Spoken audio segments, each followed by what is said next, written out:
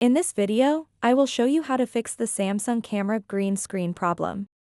To begin, swipe down from the top right corner of your screen to access quick settings. Look for the gear icon at the top right corner and tap it to enter your device's settings.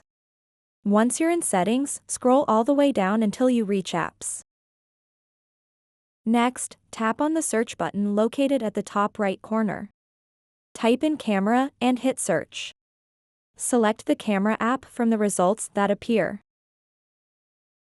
Scroll down slightly within the camera app settings until you find storage. Tap on it, then select clear data. This action will reset any temporary files that may be causing issues. Now, go back by tapping on the arrow at the top left. Scroll up to find permissions and tap it. Ensure that all necessary permissions are granted. This includes access to your camera and microphone. After adjusting these settings, it's time to restart your device. This step ensures that all changes take effect properly. Once your device has restarted, open up your camera app again. The green screen issue should now be resolved. So that wraps up this tutorial. If you have any questions about this whole process, please let me know in the comments section below.